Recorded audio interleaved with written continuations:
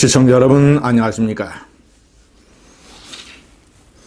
개인 위생을 철저하게 지켜서 이 코로나 바이러스로부터 몸을 잘 보호하시기 바랍니다. 우리는 이 위기를 극복해낼 수 있습니다. 이것보다도 훨씬 더한 위기를 우리는 이겨냈습니다. 특히 대구 시민 여러분께 뜨거운 응원과 지지와 격려의 말씀을 드립니다. 고생스럽지만 버텨내십시오. 시청자 여러분, 김부겸 전 행정안전부 장관, 민주당의 대구 출신 의원, 김부겸 의원이 문재인 좌파 정권을 공격하고 나섰습니다. 그리 강도가 세지는 않지만 오마이뉴스 인터뷰에서 문재인과 추미애 장관과 그리고 민주당을 비판하고 공격했습니다. 결론적으로 말씀드려서 저는 이거 완전히 선거용 기회주의라고 생각을 합니다.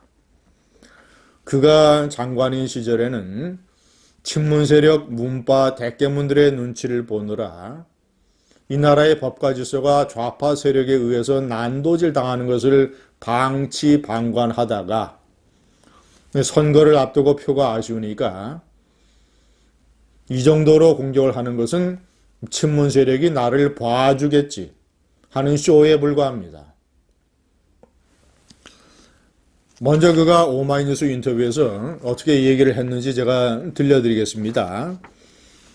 문재인이 지난 신년 기자회견에서 조국에게 마음의 큰 빚을 졌다고 발언한 것에 대해서 문 대통령이 조 전 장관에 대한 신뢰나 애틋함이 있겠지만 그 자리에서 그런 말을 하신 것은 적절치 못됐다. 그게 사람들에게 조금 상처를 준 게 사실이다. 국민들에게 상처를 줬다고 지적을 했습니다. 자, 그리고 이제 금태섭의 지역구에 출마를 하려고 했던 이 조국 옹호자 김남국 변호사에 대해서는 정치를 조금 안다면 국민이 보기에 건방지다고 볼 수 있다. 건방지다라는 표현을 썼습니다. 자, 그리고 윤석열 검찰총장을 압박하고 있는 추미애 법무장관에 대해서도 이렇게 얘기를 했습니다. 추 장관이 본인의 그림이 있다고 해도, 그림이라고 하는 것은 추 장관이 윤석열 검찰총장을 어떻게 압박할 것인가, 이 전략을 얘기하는 것이죠. 선거 전에는 가능한 논쟁 유발적 상황을 만들지 않았으면 좋겠다라고 비판했습니다. 자, 그리고 민주당에 대한 비판적인 칼럼을 썼던 임미리 교수를 민주당이 고발했다가 취한 것에 대해서 오만해 보인다. 오만이라는 표현을 썼습니다. 국민에 대한 반응성이 너무 떨어지는 것. 그러니까 국민의 눈높이를 모른다, 국민의 마음을 모른다, 민심에서 떨어져 있다, 이런 뜻이겠죠. 만약 우리가 야당이었으면 가만히 있었을까? 우리가 야당이었으면 언론의 자유 표현의 자유와 연관된 그런 비판을 했을 것이다. 그가 통합당, 야당의 비판이 당연한 것이라는 식으로 얘기를 했죠. 자, 평상시에 그가 이 순리와 원칙과 합리에 따라서 장관직도 그런 식으로 성실하게 수행을 하고 이랬다면 제가 이 비판을 나름대로 사주겠습니다. 그러나 제가 그가 왜 기회주의자인가를 설명을 해드리겠습니다. 그가 행정안전부 장관 때 이 나라의 법질서가 장관의 무능력과 무책임과 방치 방관 때문에 어떻게 진흙탕에 나뒹굴었는가.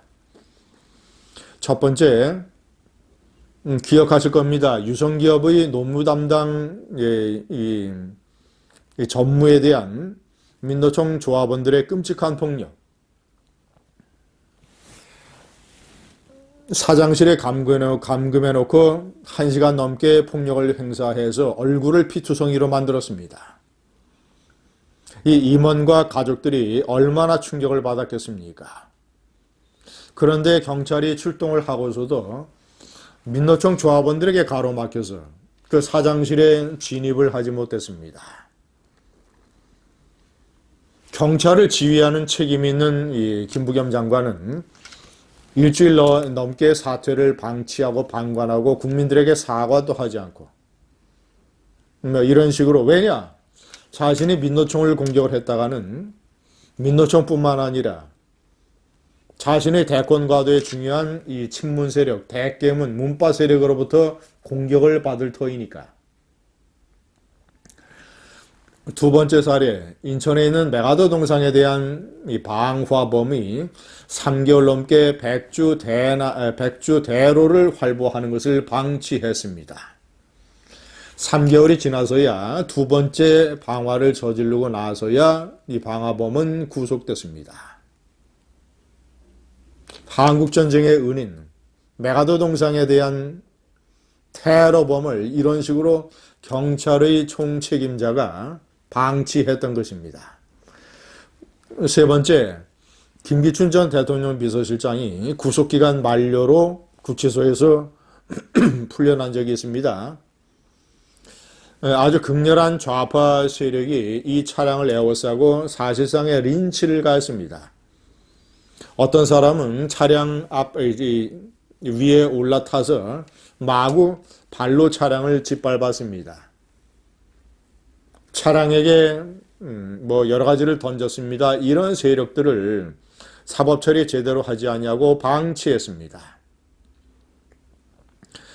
이 나라의 대통령 비서실장을 지낸 사람에 대한 린치 테러를 저런 식으로 나몰라라 했던 것입니다.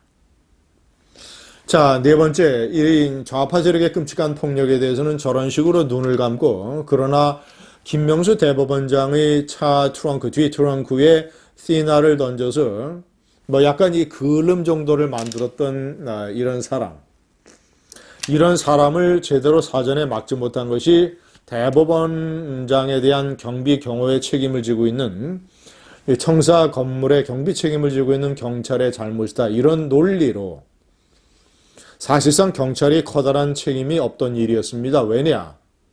그 사람이 어떤 배낭 안에 시너를 가지고 있는지 어떻게 압니까? 모든 사람을 검색을 할 수도 없는 일이고 그저 1인 시위자였는데,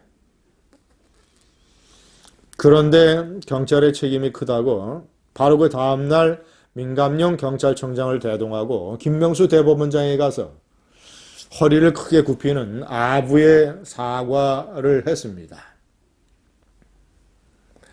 민노총 폭력에 희생된 기업체의 가족, 임원의 가족, 또는 많은 또 이 선량한 근로자, 노동자들, 일반 시민들, 충격을 받은 국민들, 이런 사람들에게는 제대로 사죄하지 아니한 행정안전부 장관이 그저 이 좌파 세력의 대법원장에게는 저런 식의 아부를 했던 것입니다.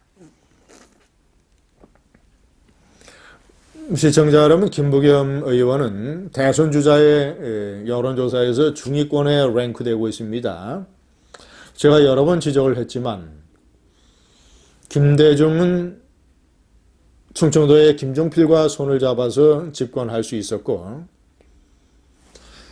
문재인과 노무현은 영남 출신이기 때문에 단독 집권할 수 있었습니다. 호남 출신이 단독으로 대통령 권력을 잡은 사례는 없습니다.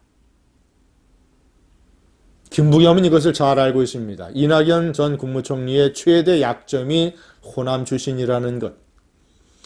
영남에 고향을 두고 있는 박원순 시장이라든가 또는 이재명 지사는 사실상 수도권 인물로 분류가 되고 있다는 점, 같은 영남 출신인 김경수 지사는 크게 흔들리고 있다는 것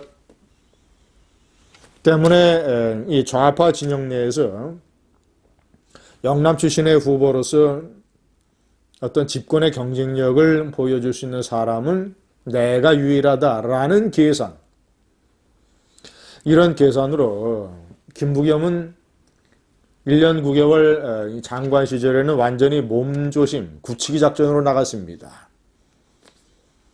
때문에 문재인이나 또는 이 좌파 세력이 저지른 많은 이 잘못과 또는 이제 민노총 이런 것에 대해서 완전히 입을 닫고 수수방관 방치하다가 이제는 선거를 앞두고 내가 표 때문에 이런다는 것을 친문 세력이 알아주겠지, 봐주겠지, 대깨문 못 받으리 이 정도는 이해해 주겠지 라는 식의 얄팍한 계산으로 문재인 정권 비판 쇼를 하고 있는 것입니다.